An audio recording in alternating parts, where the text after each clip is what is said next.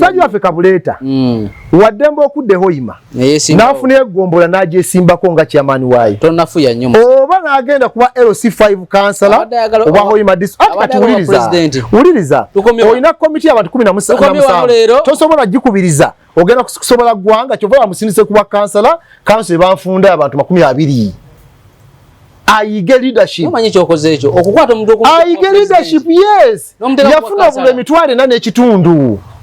Nga kansala chikire mu tukagwe rubaga bwafuna agenda independent bitwayo nene tugenda kuddira bali yake bananfusi tukole nabo mu byobufuzi batisa abana babandi ne need egambe mukati tusimbye twetwe kalakase nga goli naye mufere tustajinga abana babandi babatiro bwerere mutukola byabufuzi nga Kabuleta nga bwakulembedde wonna bagambe na oli yungwe muveko oli yungwe president wose tunamuna kyogera ali ku suspension. President wange wamita Shadrack Ogemba. As I speak now, yali mu acting position. Oli ali ku suspension because of indiscipline. Taina mpisa. Bona batire danda nitulabe chokola. But also okutula mukola naye. Not now. After suspension. After suspension. Yeah, batire di. Omuntu wabba ku kyali mu siberuzi ate mudamu kunywa naye.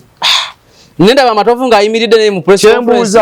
Ekitwaza abantu eruzira kuba ku reforminga. Bwajanga reforming nga tugamba tudde mbye mabega. Gwe ko mwaka fire reforming. Omusajja azaba gaye bane mu nsonyiwe nakiriza nasobya. Ekisoka twasoka ne tumunyola emikono tumukwata akabadi yakati ali bwati atambula. Tebanango ba. Lezo ndasoko gwagala bako ba. Kwesima kuba president. Genda kwesimba akafuba kereze kati. Tugenda kwisa ko lumulika abike. Twamuleza akabadi ya jamaa eteko kulivaamu akati abamulabako mugambe agenda jiyo nomination forms ezo wa electoral commission nga za need abamulabako mugaye Kabuleta agende ku electoral commission ajiyo nomination forms nga za need muganda wange ku level ya president okyalimba ebiri peti mule bitwalimba bya UID omanyi oyo mbega manyi matovu oyo mbega kati ze bugamba nti mbega ndi wa DP naye mpagira sebamala need sijagala nnyo tojeka emikwano ngateze kenyina kugamba ina emikwano jange mwe NRM na mikwano jange mwe NRM kati wonvunanidde okuba n'omuntu mukwano gwange mu DP yampadde ka souvenir yampadde akalabu t-shirt najingabire ezo t-shirt bali bazikoza sente nyingi abantu bali bazagala nnyo tekyali kyabwenkanya matovu wa need omwogezi nzikiriza bweguba musango nze ngwetonda ontegedde bulungi bweguba musango ng'okwambula t-shirt ya Sebamala omuwagira nga kyali kibi I apologize kyo kyali kibi anti nzikiriza then I apologize naye bwe mba nnwanirako Sebamala nga jja DP mu mikono gya NRM yagiwamba eddemu opposition bakole byobufuzi nga opposition naffe nidi tukole tuga. Salamu alaikum agati nakalembe omusemi w'edduwa bw'oba wenyiye embeera embi yankusomere ku dduwa abali ebweru mirimu giganye papula zeesibye kino kyekyoto kwensabira omukisa kobe ng'odiriddawa wali wenkusabira n'ofuna emikisa ky'oba olabanga abirira ebinyonyi ebitalina kyakulya naawe atalina mulimu jangu kusomere ku dduwa ofuna omukisa ene ennyanja kwesula buli kimu ekisira ne kiba kikujjudde nekikasuka mu nnyanja nekikunta nekigenda nze agati nakalembe kambawo ennamba yange yeeno 0753775 temuddeeyo nemwebakira ebizibu mukobe ku nnamba yange eno nawe osinzira okubeera nga otulaba nkwaniriza nnyo olunaku olwaleero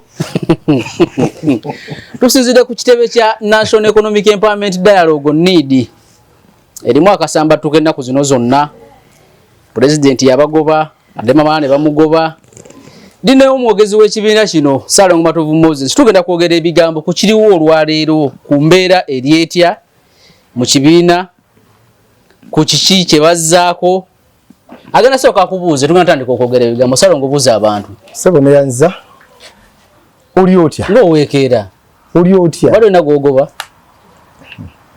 nansobola mwana wange ndi bulungi pozigwe tunakola ko dikushire oluzungu tunakola ko oluzungu audience yaffe teri tuli mu Uganda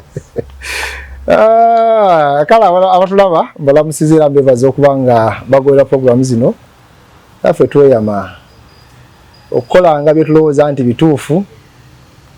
Twagala nnyo ne feedback. Bwe tuba tuweseemu. Batugamba nti waayo ate wano mwaweseemu. Because bwetyo tulina okutambula. Naye nga mbaniriza. Ekibiina kigamba kitya? Tukola.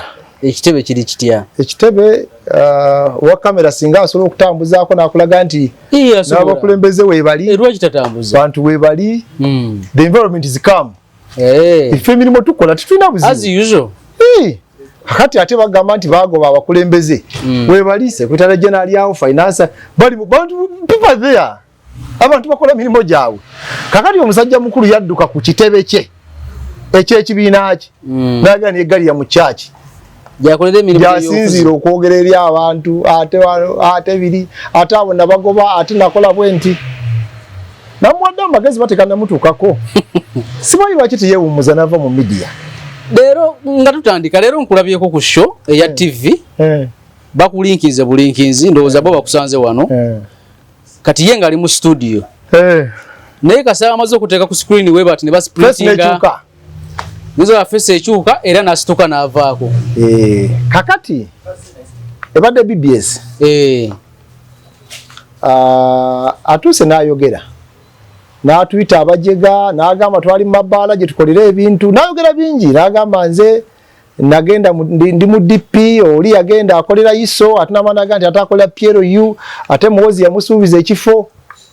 Kati bamuze byogera byonna mu gavumenti eddako muwozi president yaddako yasuubiza Secretary General ekifo. Kati bwamaze okuba konna akasaka kuba ke kamuleese yaze kunnyikiza kasa chemical. Namugamba niyo wayi obyogedde byonna. Naye katuyunge ku mwogezi wa. Kati omwogezi tumuyina wano. Twagala tutanye ku nsonga ekyamutwala bya DP kyali ki. Yabafu lwaki akolera muhoozi lwaki akolera ISO. Naye mu kino njagala osooka otegere nti gwe twogerako musumba pastor ayogera ebintu byamanyi nti alimba omwana mubuuza obinako obujulizi mbwanze gwe kugambye nambuuza obinako obujulizi nti nze nkugambye kwa badala agende nti mbinako buki nze nkugambye nze mbyogedde definitely amanyi nti wali agenda mutwala ku poliisi tuli agenda mutwala mu kooti tuli mu byabufuzi oba ntegerekese kati adidde ebigambo by'abafuutu soja ebandiyogedde ya yagalo wa president w'eggwanga yabyeyogerera. Oye Kabuleta for you. Kakati nze bwenzize nimbagamba bannaye omusajja oyo yali omukulembeze wa NED twetaaga okusettinga record clear.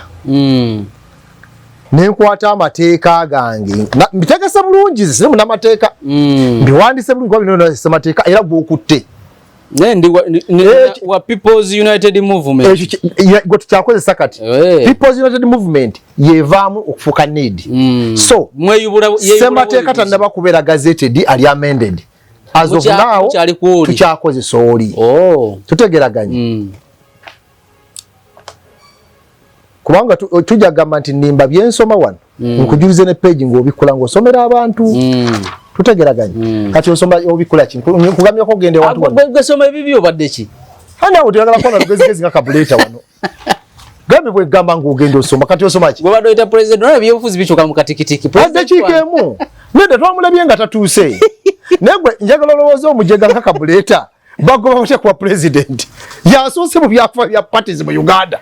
Oguba kuba president nga party president. Naye agamba yasooka kubagoba mu. Ati wensonga z'omumanyiza genda omusabe ebbaluwa yatugoba ffe twogera mateeka ye ali ku bya street byaffe kyajubira byayogera adize wali kasaali ekyajubire waffe asoma olupapula lwa bukedde oluyiseko wiiki alusomanga olwafulumye ku olwo kati byaliko naawe agirabanga breaking news biseko amawulire gayiseko wiiki namba president yagambye ye yekka yakkirizibwa okuyita olukiiko era nalukubiriza era bwaba taluyise terutuula yabyogera teyabyogedde wamuwuliddeko watu wamuwulidde program inasajirabye naye obadde buli yayogera mu press conference nga lwali ku kanisa ye naddamu nabyogera nga ku TV okusanyuka kakati njagala ogende ku chapter 9 ginoonyaawo chapter 9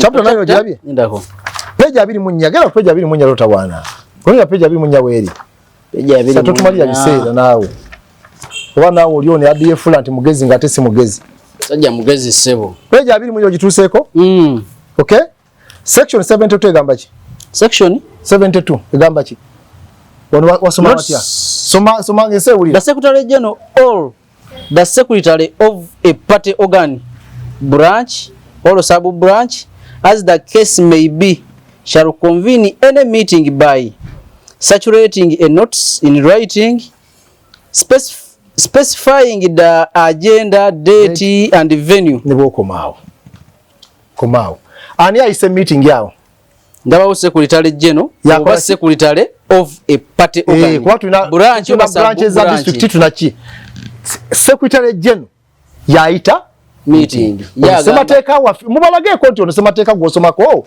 yono wa PUM go tugoberera naliko akabonero Kabuleta yagambye ndiye yaita meeting godeka kigambo Kabuleta nti yaita meeting ne president sikirabyemu president okirabyeko sikirabyeko secretary general wa party ye president atazawe president atenabera tuvuddewo kitegeeza si yaita ki si yaita olukiiko njagala ogende ku deputy chairperson obuyinza bwe chapter 4 bikula weri chapter 4 I think eri page 12 article 26 page 12 article 26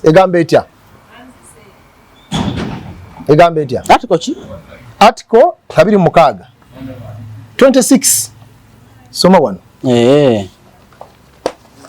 egamba the deputy national chairman shall deputize for the national chairman ojako abatuliza tugamba bwe tuti duties of the deputy national chairperson article 26 the deputy national chairperson shall deputize for the national chairman in his absence chokolete tutegeraganye nti secretary general bwaito olukiiko chairman nga taliiwo omumyuka we yakola ki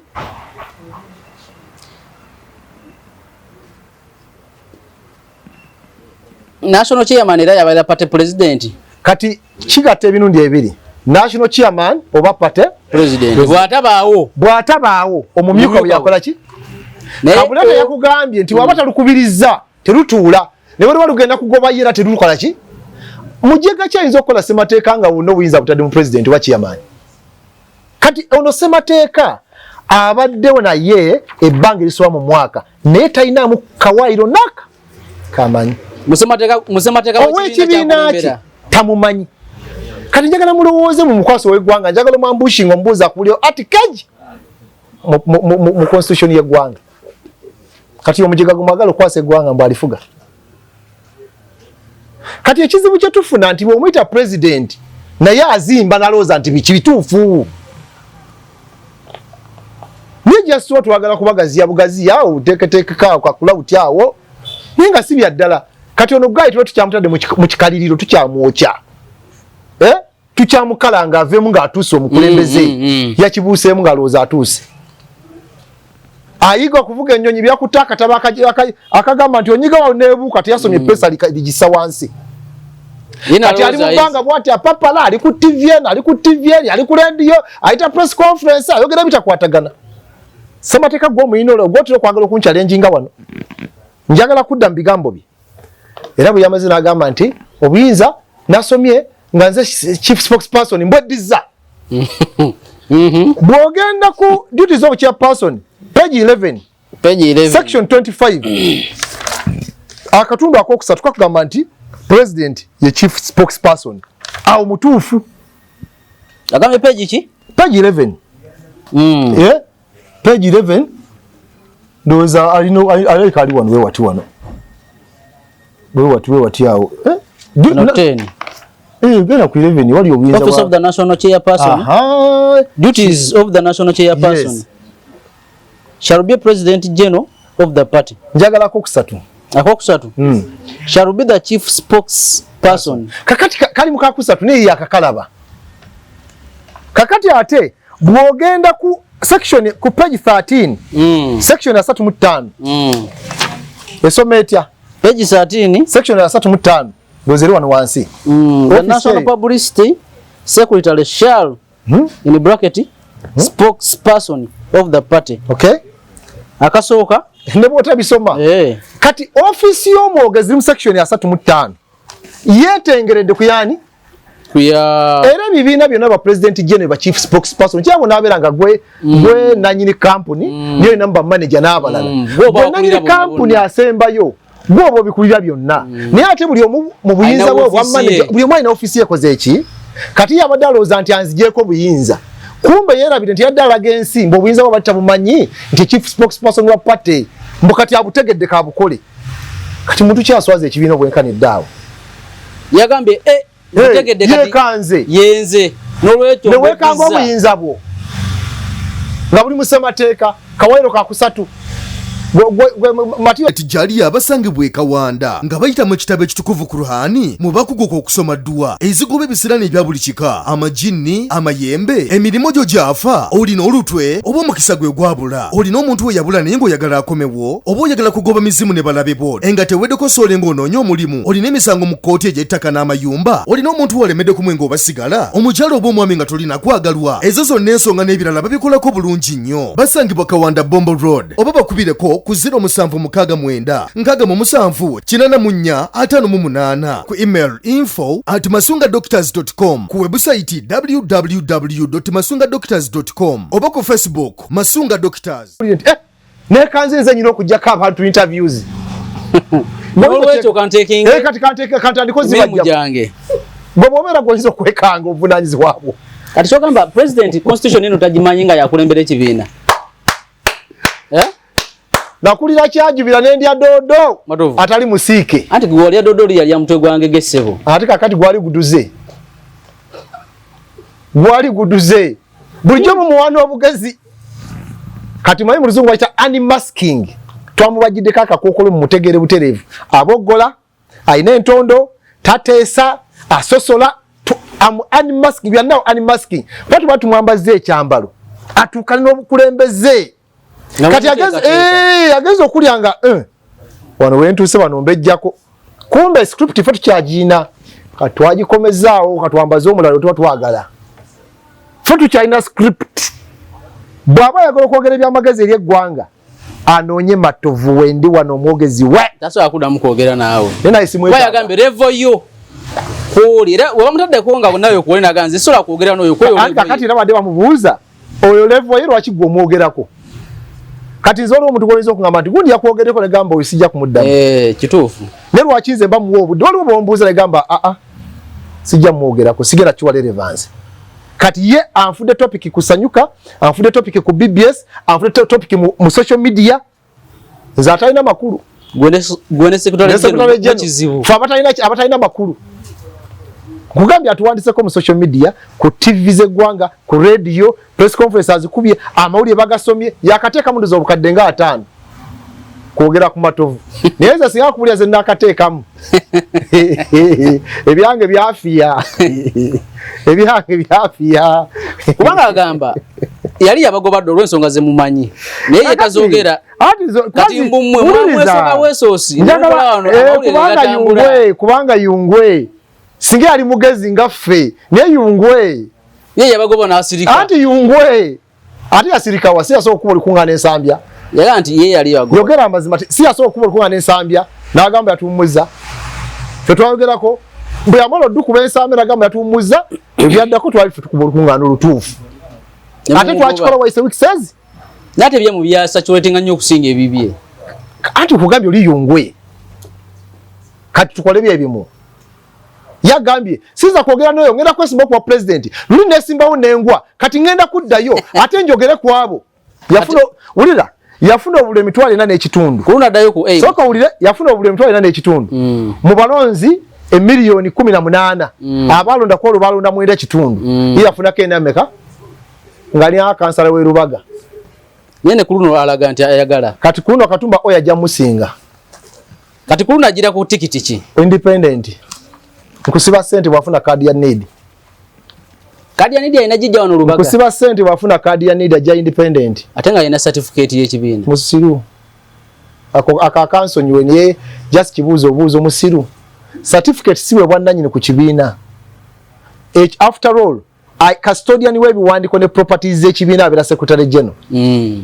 Bw'okiba tuza namugulako omusango mu mateeka okuuma ebiproperty mu byamu. Soma semateeka noonya ku buyinza bwa secretary general. Genda ku page 29. I think page 12. I think section 29. Page 12, section 20, whatever. Secretary General, omfunye? Page, Secretary General. The Secretary General shall attend all the correspondence of the party. Keep minutes of the National Delegates Conference, National Council, and the National Executive Committee. Shall all notes of meetings with which the Secretary attend all administrative matters of the party. Nebira binywa kwanti tobisomye mu order naye ye custodian w'ebintu byonna byonna bya party. Kati musomugula ko musango okubeera ne certificate y'ekibiina. Mukyama. Twamugana okuba n'ekintu kyonna ekya party. Kati Kabuleta ali by the way ali mukumenya amateeka nga tamanya ebyaddala. Loko tukyamukutte kuttenga kyali waffe bwe ebyaddala alimenya amateeka. Ayina okukola ekintu kimu. Either akola appeal mu kibiina mwennyini. Oba agene mu kooti za Museveni zijjewo suspension yeyo. Ekitali ekyo byonna byaliko ali ku bibye. Ninjagala olowooza omuntu atakkiriza mu party organs, takkiriza mu ssemateeka wa party. Kati which kind of leader are you? At least bikkako. Takkiriza mu ssemateeka ono. Uno omulabo wano gwobadda bulijjo agamba ki? Yayita enkiiko si adagamba. Nze nyina okuyita olukiiko gw'okirabye. Genda ku duties of the president. Genda ku is it 25 chapter 4. Page 11. The duties of the president. Ngabo azigamba olabe mu ebyo oba ayita meeting. Duties and the powers page 11 of the National Executive. Page 11.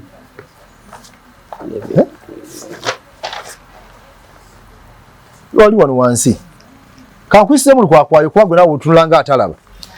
Shall be president of Ulira shall the office of the national chairperson, duties of national chairperson, okay, shall be the president general of the party, shall be the chief executive, shall be the chief spokesperson, to oversee all campaigns in the country, to preside over national executive committee meetings.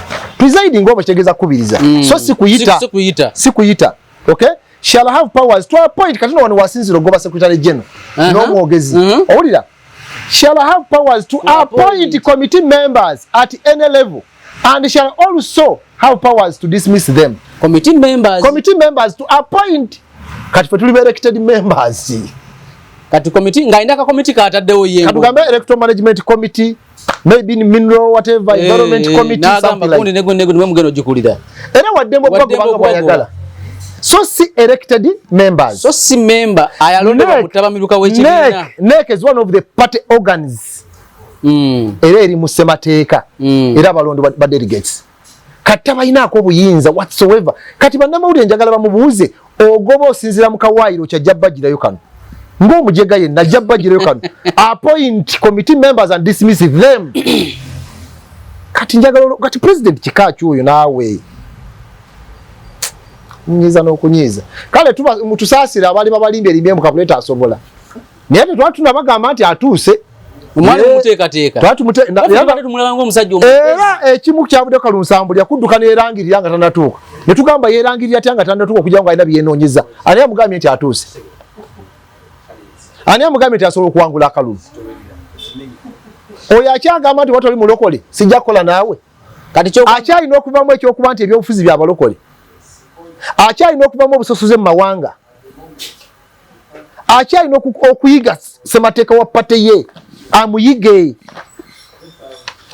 Kati nze omusomesa atamanyi byamateeka waakiri ebintu byange byewandiikira mba nabyo ssemateeka wange ntambula naye nchalenjinga mu interpretation n'ebirala naye nga waakiri akawaayiro manyi we kakola ki bwe kayogera. Naye ye n'akawaayiro tamanyi we kali talina kyamanyi musajja wattu agenda asunkuna ali ku TV eri bw'atuvuma bw'akola atya naye bw'anaatuvuma n'atuyita ba disgruntled beggars tekijja kujjawo record nti secretary general we gwavuma kati yasooka omugulira emmotoka gye yavuga. Akyogedde ne ku BBS agambye yamukubiranga n'amuyita n'amugulira n'emmere lwe gwali mukuzalawa ngani aguli yanyine akiyogedde Secretary General gwayogera kati yagulya Kabuleta emmere Secretary General yongera dayogera konti taina P7 taina P7 akiyogedde ku TV nti oyo namukubiranga nangulye n'ekyemisana nga sirinamu bagamba taina kyali ate bwamazira agandi ate namulondeyo nga taina kyali mu statement yemu amaze biri nagamba namulondeyo nga taina kyali kuyabadde kusanyuka yagambye oyo taina yadde ya P7 mwito ogimubuuze nabamubuuza atana P7 ate Secretary General yerondawo gamba yerondawo bamulu kale bamulondawo naye namubuuza hanendo yabadde dereva wange kale nga mpandikira speeches zange ne baluwa entongole zensayininga ate asoma yawandika speeches zo n'amabaluwa ag'enkizo ne Kabuleta oswaza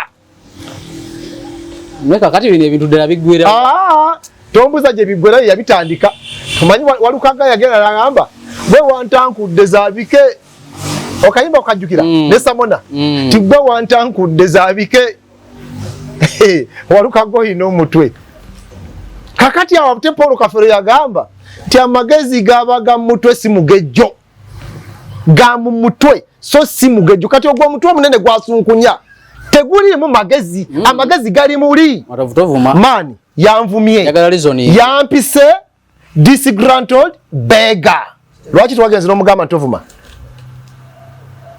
yanga tumere fair game yayitandise yangambye oyo Matovu is a disgruntled beggar omuntu ali disgruntled yabanga ali awo simu mativu ali otamanyi kyakola naye ate asabiriza oli awo oli kirerese naye gwe banga lyonda biddeko mbadde kirerese nawe njulirako waki kuba tulaba mbadde kirerese banga lyonda biddeko tonoonya bunoonya nga ndi bize ndi kirerese naye kati ye wabayogeddebwatyo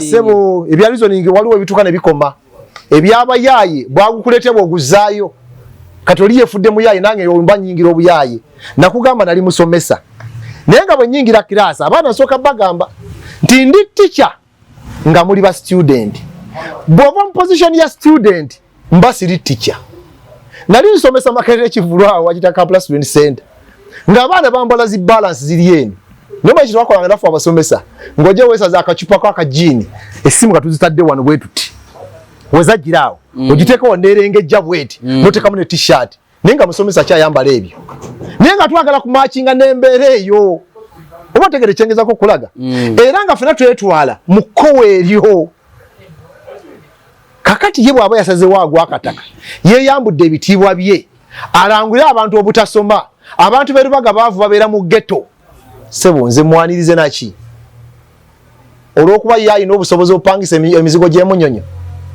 oyo ga yali apangisa ebugoloobi nga Chacha agipangisiza Lugogo bwe yasengukawo n'agenda ku Salama Road n'apangisa awo wasula ne Chacha n'agipangisa ku Salama Road bwe yasenguseewo nadde emunyonyo kati wavumira abantu bwe yapangisa awo emunyonyo na Chacha n'agipangisiza ensambya kituufu life abagoberezi bagenda bakyukakyuka bwe batyo ye yamanyi atambula nabo mu nsawo bagoberezi befe tubamanyi ayina mbana abaana abato abakamala okusoma aba student baani bamunoonya of course ebintu byobugoberezi bivaako lyaki kyenkulaga nti ye wapangisa nga ne Chacha agipangisiza wapangisa okusobola ne Chacha agipangisiza kati ng'oyo ajja amanyira abantu abasula Lubaga nti bali mu migotteko omulodi wa Kampala asulawo manga mulodi asulawo nga nti ali migotteko mbaba egyo emigotteko gye Lubaga ne office nazivamu so azibeeramu bw'ogwa akataka nojavuna bakuta kujavuna twaliko kujavuna abantu abalonzi naffe tujja kuzalawa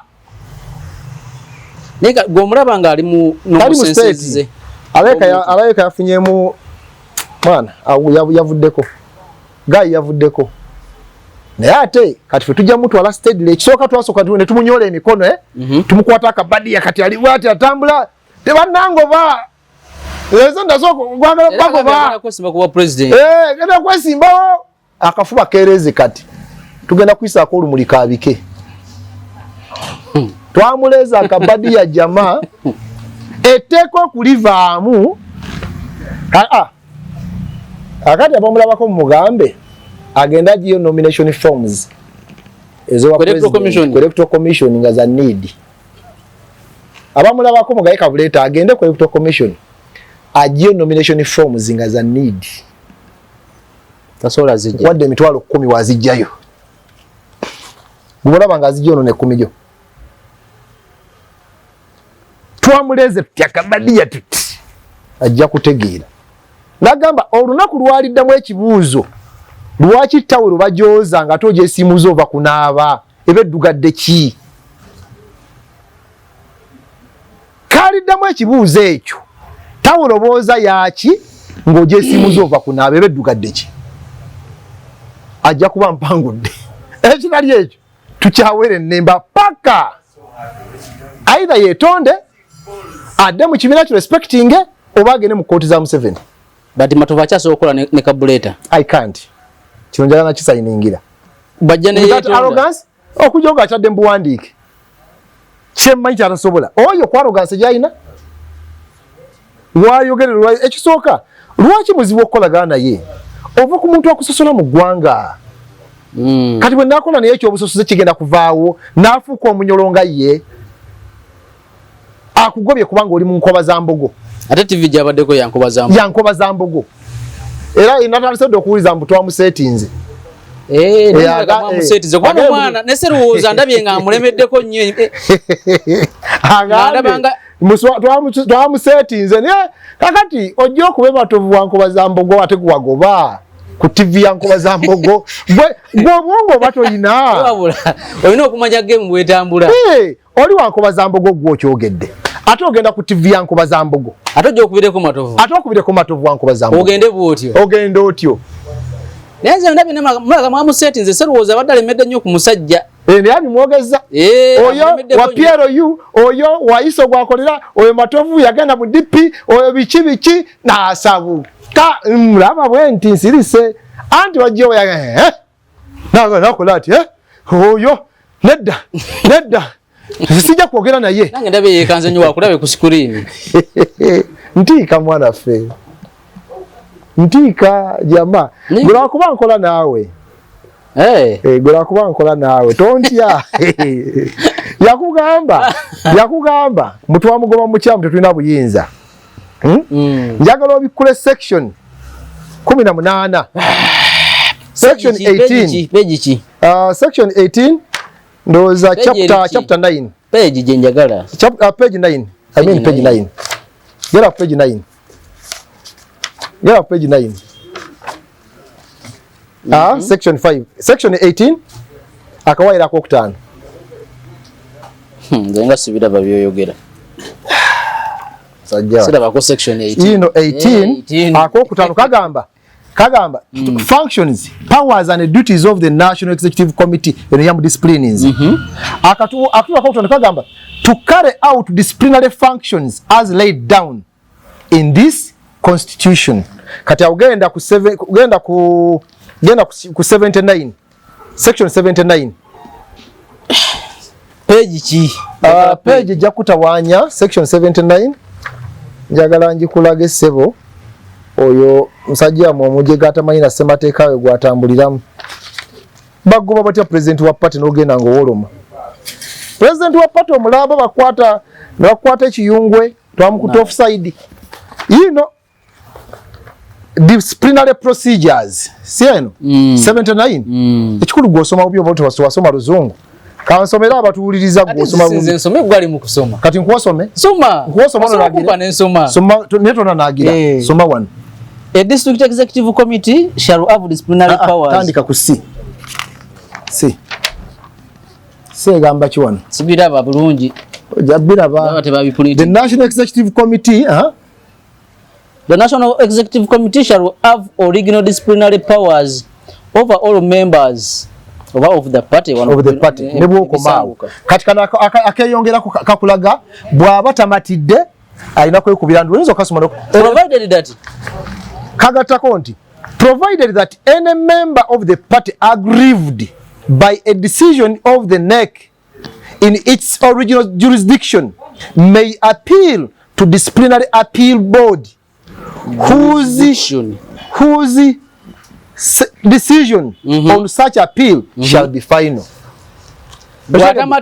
Bwatamatira wandikira NEC netekawo board ne reviewing ekyo kyonna kyesalawo kye kiba kisembayo kati nsonga eyo Mr. Kabuleta kyalina okukola kuwandiikira NEC etekewo board ate board eberako abantu 9 nakyo kiri mu samateeka muno. It is composed of 9 members. Otegedde? Kakati musajja waffe ffe twakoze ebintu out of context. Twakoze ebintu nga tugoberedde amateeka g'ekibiina. Amateeka gagamba ki? Kati ye byagoba nti ogoba abantu kiri mu termination of vacating office section 67 yeri bakugamba omuntu asobola executive member asobola kuvaako ng'afudde agudde eddalu aresigninze ng'agobeddwa kyokka tebakulaga n'engobwa gyakola ki gyagobwamu.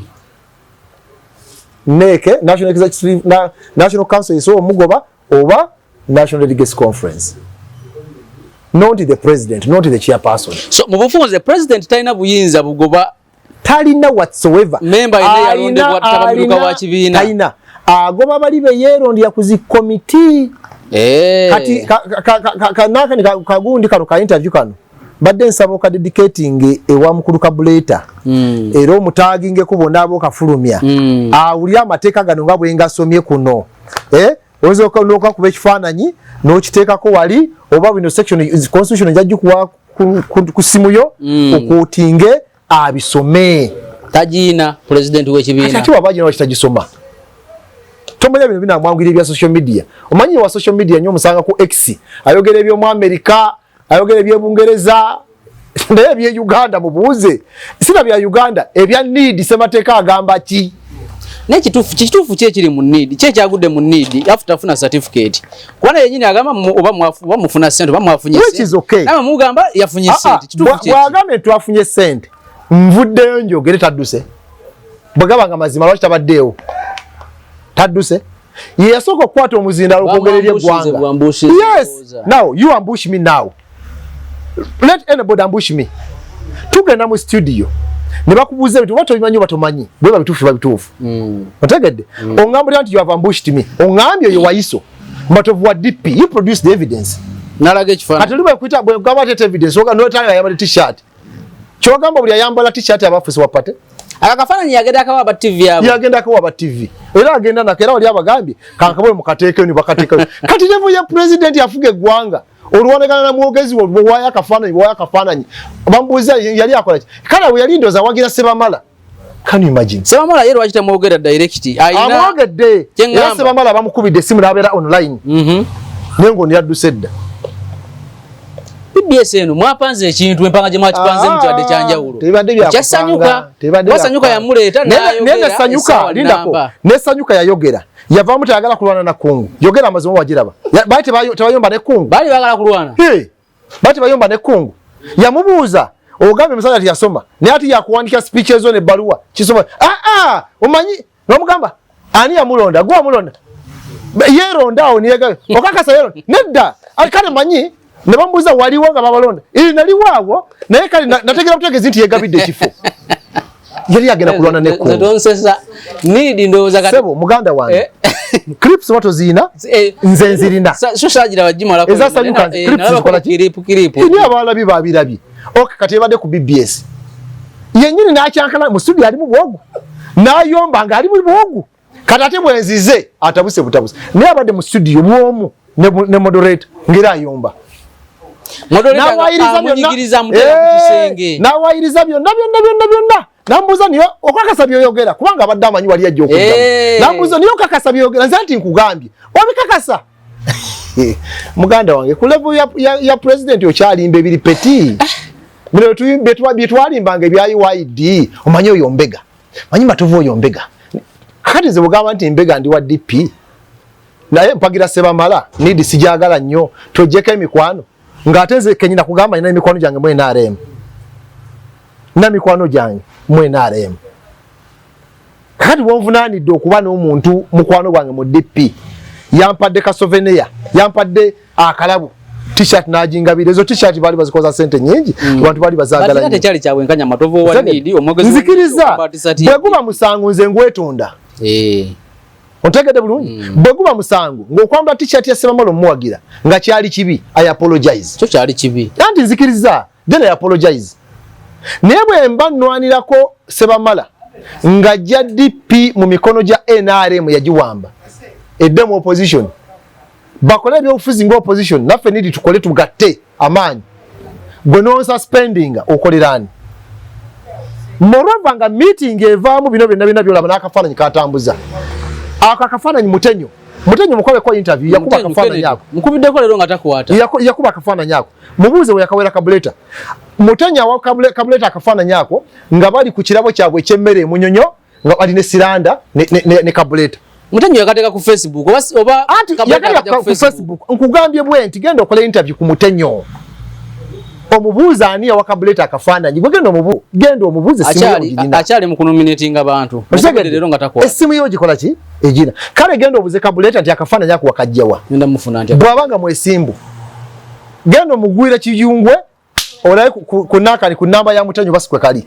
yakamuweza ku WhatsApp ekyo kifaananyi yakikubanze era Mutenyo zina mugamba kinkubo kikolese byoyagala bwe bave ne bafuna meeting Mutenyo Siranda ne Kabuleta emunyonyo kati njagala olowooze nga Kabuleta atudde ne Siranda ne Mutenyo ku instructions za mmawo babeera bakolerani tiimu ebe discussing ki era ebivuddemu kati bino byolaba mawulire kweyuza kola kino ekibuuzo bali tubamanyi ba NRM ono abadde wanidi ye Kabuleta aba asavingani kyova olaba twagambye tubuuza ssente zakozesa zavuddewa olunaku lwajjo nalabye amawulire aga Pastor Mbonye nti ebya church basaze okugenda ku global affairs amanga which mulimu politics story bato jina njina jajukushalingira naawe obanja gamba omumyuka wange Edwin ajukushalingira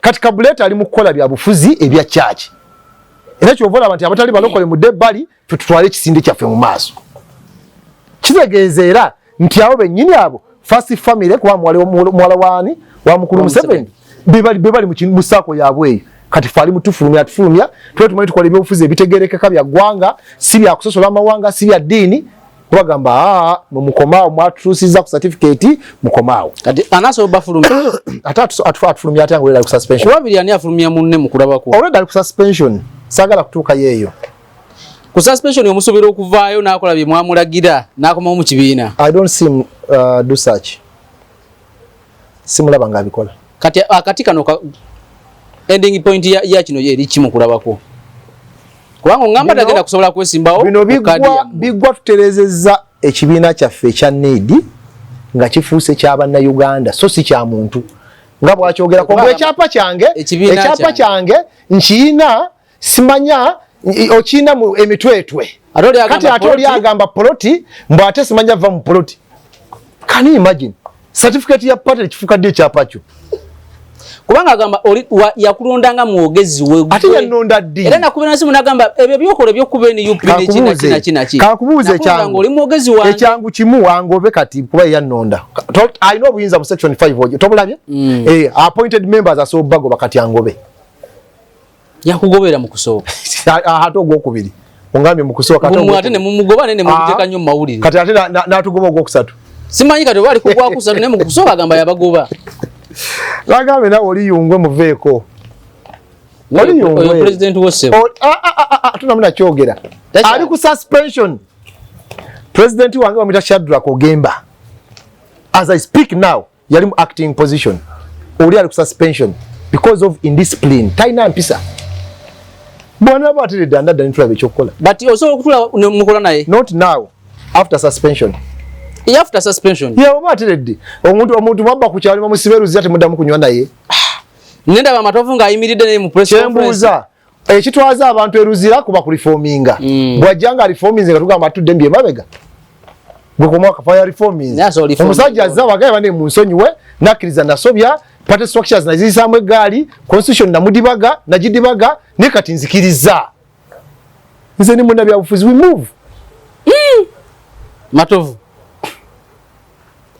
achikole mu lwatu press conference zakoze nga twita abajega agamenti bali abasajja si bajega bali bagezi nnyo bagamba buli kiri wano ebisinga yabiteekawo ajali kati ajabi none era ye watali need teriwo anti uliriza bobanga nekitawa kulangira envazi yaguze jjo n'amagumba agafisi naga amagumba agali ya tegandi baddewo singa saaguze kyennyanja aba ategera bulungi nojje waka mwate mmanyize kitamwe atandika okwerangira nti ze kitamwe waka taata abaana balina kumanya nti gwe taata period kwebyo byokola obulangizibwa okutegeera neze kitamwe temumanyi temunkulisaayo agamagumba gandi baddawo singa saaguze kyenyanja kati Kabuleta kyakola oyogedde otya sigwe byogedde yaga buli kimu ekiri wano era yagamba jana bino yagamba ne bagamba amase picha agali wanajja kima kati ova ku muntu wakyabala ebifi by'ennyama ebiri mu sefuliya mwasigaddemu bimeka nabyo kambinone oyo omugagga bw'ati akolera mu bagagga ebyekyavu ebiri eno musiraamu anoonya byaki eno siraamu gye tulimu kakati bibi ateeka eno musiraamu anoonya byaki obitwala mu bagagga beri ekololo emuyenga n'ensambya gy'abeera olaba nga alekaiko ekizibu gaali bane mu interrogate ng'ayinza okuba nga alina ekizibu eky'amaanyi naye kati ffe tukyamusobola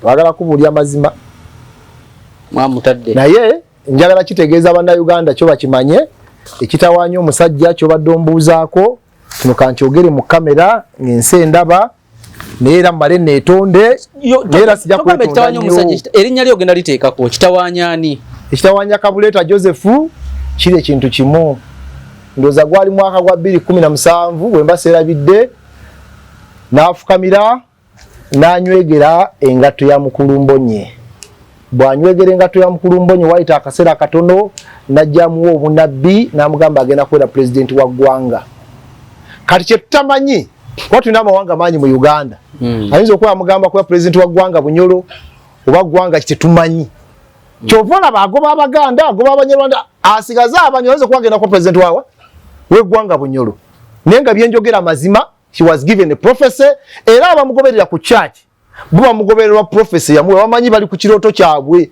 kigenda kugguka naye ne weerabira nti oyinza okuba nga oli ku kirooto ekyo okigoba nga kyakuguka myaka 4 egijja maaso ayinza okuba ali bamuzzukulu wa Kabuleta yali kituukiriza ne bagamba ekyo kyali kyakitaawo kubanga bwatambula siraba kubanga n'oyo ayina gwawadde professor okubeera president ayina okubaako ne batambula nabo abategeera tutegeeraganye naye toyinza kubanga bwotambula nabo abategeera oyina odaka asomye amateeka emyaka 10 tatikirwanga yagobwa ku jema ate tumanyi agenda agamba asoma Makerere n'agamba nti asoma IU nawe anagamba ali Kampala University kati tumanyi gyasomera myaka 12 genda omukoleko interview bw'oba tolina simu yinja gikuwa tompa njagala abantu abayinza ogamba tovaako njera njagala omukoleko interview akubulya emyaka asomedde emeka amateeka abamumanyi mu jema baali bamumanyi nga munnamateeka era ng'asoma jema ekyamugobyayo eyo research twagikola omanyi ebintu bitabuka abantu mukola background checks Kabule ani odaka yaforginga omukono gwa secretary general niyeewandikira ebbaluwa n'agitawa mu National Consultative Forum nga akiikirira jema jema egenda okuwandikayo ebbaluwa babagamba tulina omuntu bagenda omubalaga n'ebbaluwa ng'omukono gwa Muhammad Katerega gwe yaforginga kati ekirungi benjogerako bonna bala Muhammad Katerega ye secretary general wa jema genda omubuuze teyakomaawo saidi z'ebikoma nsimbi n'ajjako omuzeeyi sente ng'amusuubiza okujja mutabani omukomera gwe baali basibye by then ng'amugyako milioni za sente nga kanso jukira tabimanyi bwe yajja ku ofisi n'atwala akola mirimu gye omuzeeyi bw'atambula ko Katerega amusango nga muzeeyi kiki yamugamba onjagala kanso ki bwamuyita bwe bati afaanana bwati nga tutulinawo kanso wano nti abwate bwati oyo nti nga bamuyita nga muzeeyi amumanyi nga babituulamu awo nkola ya kisaya kikulu Muhammad Katerega secretary general yatema omusala gwa Asman Odaka n'asasula omuzeeyi okusettlinga that case ey'okubbako omuntu sente nga pleader case number 2 case number 3 bamuwa sente za nomination agende ewaabwe Tororo yeesimbye okuba MP n'ata nominatinga yazirya buli simanyi jema yazimuwa jema yamuwa sente agenda nominatinge n'ata nominatinga oba yazirya oba yazigaba oba yazize okukiteba osimanyi eti ya nominatinga yakubaguza bagenda okumukampeiningirako nga n'ebipande yateeka ebipande nga 10 n'akita twogera kwa Asumani Odaka obuyi w'amagezi ow'oku ntikko owa Kabuleta sure amazima ga Katonda mu ggulu Mato. Edda twalayiranga nti amazima ga Katonda muggulu kubeera mu kitoke kya gonja ng'olukuba kuba lufuyirira. Gye njogerako, these are facts. You go to Jema and do research. Era ffe kyamugobya mu need kuzula background eyo nti nfu. Netumugoba. Bwe tumala okutambuza ekintu certificate ejja naayita n'alaba Kabuleta mujega munene bakwatagana. Ne balowooza nti kati balina okugoba abakulembeze abatuufu mu party. Bino byenjogera biri on record. Kati beba abantu president wa need ayawumuzibwa batambula nabo. That is the team. A legal brain ye. Nirwa kyali kuchiriza. Emirundi ejenja okutuuka okumugoba wano. Bamu okuteeka olukuŋŋaana ebunyolo. Bantu 420. Omwali bannamawulire, omwali abagenda okwesima n'abalala. Yabwa abantu 27 ng'ate ne sente zikomezzaawo. Ne bagenda e Soroti balina okusikala 720. Abantu. Omuli bannamawulire beeyo, omuli abagenda okwesimbawo, mwalimu abaali bakrossinze be yagamba bava mu NRM abajja kuyingira mu need. Bakiteekamu milioni zaali 20 okuteekateeka nga bw'obimanyi baffe byobufuzi mpolampola. Basinkana lwakuba nti Secretary General tali wano. Wali mubuuziza basinkana abantu 47 nga ne ssente zigenze. Teyabaddizaako. Era olunaku olwo President yali amuleka Soroti. Nga ntya Katonda genda obuze Kabuleta. Oba Osman genda omwebuuliza. Buuza gubayita ewoku. Tom we Soroti ye governor waffe oweeyo. Mubuuza ajja kuwa bwino. And that is Odaka for you. Oyemi wa magezi wa Kabuleta. Now, you imagine omuntu ogenda kwa president. Nengo omuntu gwoyina amateeka agasomedde emyaka 12 wa 15 tatikirwanga. Nenga agenda alimu engalo, alimu obukumpanya, si mwesimbu, but is your legal advisor and your brain. Legal advisor? Legal advisor. Hey, tomujjako mayinja gesebo. Nze gambye kyamugobya byebyo. Butwategera ebyafaayo. Nebyali yakoze bunyoro neteso tumugamba muganda waffe komaawo. Kati nga bwogambye ekyo naffe tugenda kukoma wano. Era tukome wano. Wade gatusukkawo. Sente agenda kusukkawo. Tukome wano. Tukome wano matovu naye sibi yangu. Bitiisa. Nidi yeetaaga okusabirwa. Bitiisa. Kati lubaga eri wali. Kyetuli mu kukola. Omanyi kigambo weeding out. Muli mu kukola. Tuli mu kujjamu muddo. Ekituuti kyennyini kye kibadde ekifu. Kabuleta yennyini yabadde omufu. Sente gye yazijje azizeeyo. Yeenenyeza ekibiina. Oba agende mu kooti. Agenda independent tetufaayo. Naye tetugenda kuddira balyake. Bannanfuusi tukole nabo mu byobufuzi. Batisa abaana b'abandi ne need egambe mu kati tusimbye twekalakase nga gwoli naye mufere. Tusitejinga abaana b'abandi babatira obwereere. Mutukola byabufuzi. Nga Kabuleta nga bwakulembedde. Wonna wabadde osinziira okubeera ng'otulaba olwaleero bigambo si biwoomu. Mpozi tusembiyo kino.